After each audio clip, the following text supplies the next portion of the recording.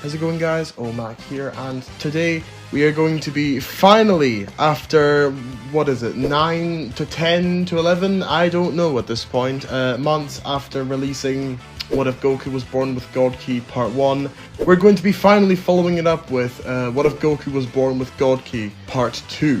Whoa! So if you haven't watched Part 1, make sure you do, because this will just make no sense at all for you. And you will be there twiddling your thumbs, thinking, what the hell is this guy on about?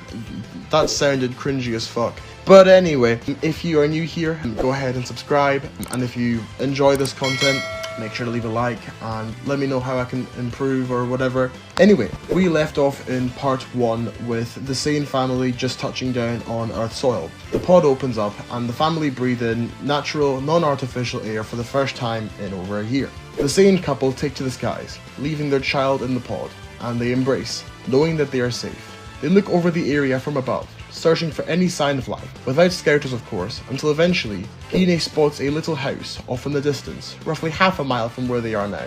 Bardock asks Gine to go back to the ground and stay with Kakarot. He says he'll go investigate. He can't risk them getting hurt.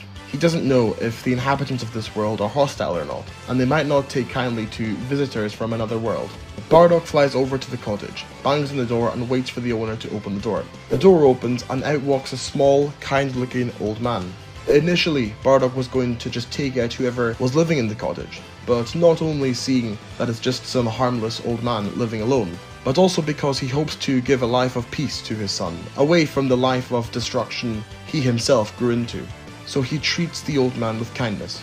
Bardock introduces himself and explains to him that he, his wife and child are from another planet called Vegeta, that they are members of the Saiyan race and that they mean him or this planet no harm. Furthermore, he explains why they're here.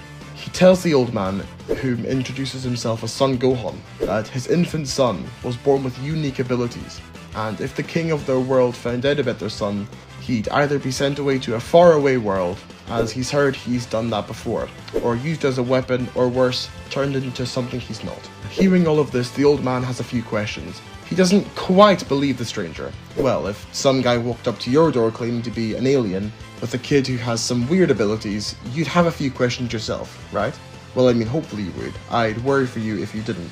Anyway, Gohan asks Bardock if he can not only meet his family, but to also see the spaceship they came in. At first, Bardock is offended that this old geezer thinks he's a liar, but after realizing that they are in desperate need for a home to raise their son in, Bardock understands and zooms back the way they came, grabs Gine and Kakarot, but also takes the pod with him, with the pod in his arms and Gine flying alongside him with Kakarot in her arms.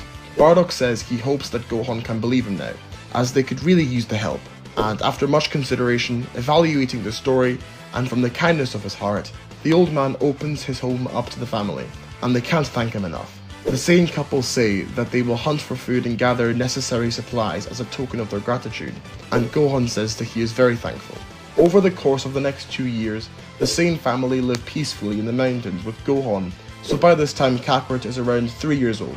But in those 2 years, not only has Bardock informed Gohan on what happens to his people if they look at a full moon, but Bardock has also been trying to get Kakarot to use his powers. After each attempt of trying to taunt him, hoping to draw out some power, nothing happens, until Bardock gets an idea. Bardock walks over towards his son, who is sat in the grass outside the house. He looks his son dead in the eyes, raises his arm to his face and prepares a ki attack, waiting for Kakarot's powers to respond automatically. And to his surprise, the flame-like aura surrounds the infant once again. His hair begins to float ever so gently, and his eyes now bear a tint of red. Bardock retracts his arms and yells at his son to control his powers, to harness them, to not let go of what he's feeling right now. The young boy gets up on his feet, looking down at his hands before looking up to his father, reaching his right arm out as he did to him. Not ki, but instead a ball of fire begins to form within the palm of his hand. But before he can do anything else, Kakarot falls to his knees, letting out a gasp as his head hits the grass and the boy begins to sleep. Then Bardock picks up his son and is about to walk back inside to put Kakarot to bed, until he feels a sudden cold rush of wind coming from behind as the hairs on the back of his neck dart up. The Saiyan turns around and sees an Namekian. What the hell is an Namekian doing on this planet? Bardock walks towards the Namekian and asks what brings him to his home. The Namekian starts off by introducing himself as Kami, the god of this planet, and goes on to explain he has seen the power and latent potential within Kakarot, and asks Bardock if not only he would like to learn more about his son's abilities, but also if he would like Kakarot to receive the proper training for someone with gifts such as that. Kami goes on to explain that he has access to a world where one day in there is one whole year in there, and that he would be willing to let him train his son in there, and he would be there to mentor him in every way he can possible in order for Kakarot to get the most out of his gifted abilities. The Saiyan asks Kami to give him some time to ponder on it, see if he can train him by himself, and he'll get back to him on it.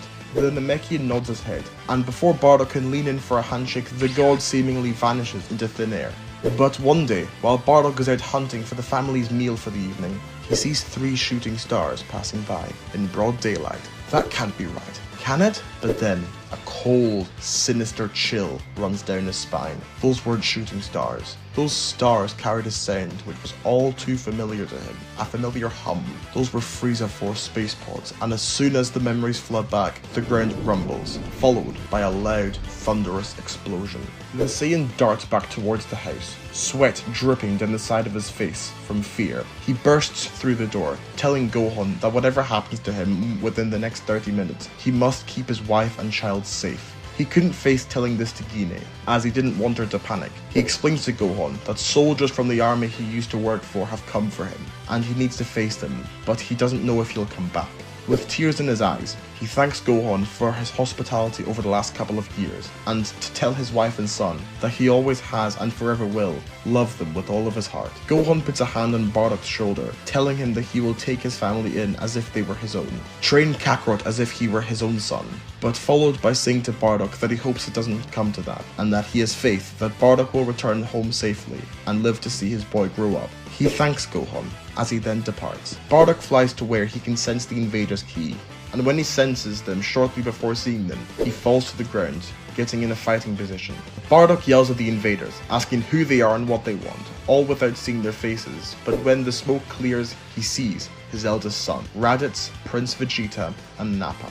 But swiftly with the point of his finger, Bardock blasts the scouters off of all 3 Saiyans to stop Frieza listening in. Nappa yells at Bardock, telling him that in the name of the Frieza Force he's under arrest, for not only the theft of a pod going to an unauthorized world without permission, but also for the broken scouters. But as Nappa is talking, Bardock looks over towards his son across from him, mouthing the words, "I know you don't want to do this, Raditz, and you don't have to." And in response, with a tear rolling down from the young man's cheek, he shakes his head.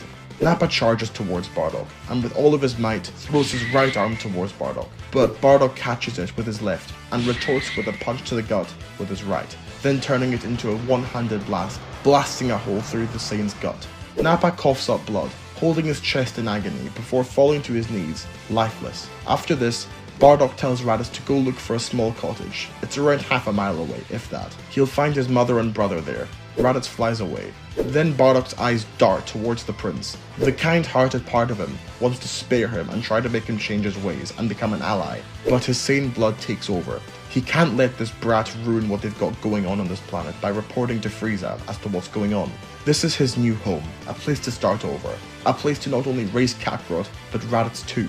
And doing this will be him leaving his violent, sane ways in the past. The start of a new generation for the Saiyans. The Saiyan of Earth slowly walks over to the prince, who at this point is attempting to get away. The pod's door closes, and starts to leave the ground, until it is instantly shot down and blown to pieces, as Vegeta's body falls down from the sky, until he comes crashing down to the ground, very badly injured as it is. Bardock walks over to him, towering above him, raising his arm, sending a blast through his chest. Bardock then digs a manhole in the ground, then kicking the 2 bodies inside. This is his family's new home. He can't have things like that lying around in their new world. After that, Bardock flies home, and the family is finally reunited. Ine is delighted to see that her family is reunited. The family embrace, thankful that they are all alive and together again.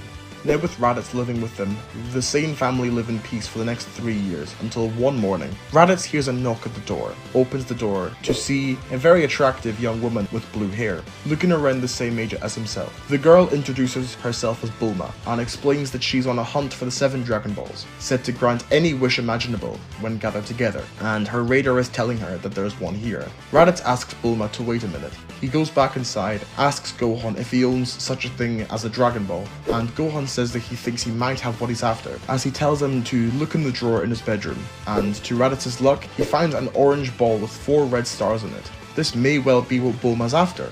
Raditz walks back to the front door, shows the orb to Bulma, and she confirms it. That is what she's after. Bulma then asks Raditz if there's any way that she can repay him, and he asks if he can join her on her journey, as he doesn't exactly have a lot else to do, so it would be a fun way to pass the time. And plus, it would be a great way for Raditz to see the new planet, as he hasn't really explored it that much really. Raditz shouts back into the house, telling everyone that he's going out for a few days. After that, Raditz gets in the back of Bulma's car, and the hunt for the Dragon Balls begins. And that just about wraps it up for part 2. In part 3, we'll be starting at the beginning of Dragon Ball, but I'm sure you'll know or guess that it's going to be very, very different this time. Make sure to share with friends and subscribe with the notification bell. It's free, and you can always change your mind later if you wish. Anyways, I hope you enjoyed today's video, and I'll see you all in the next one. Bye for now. Cheers.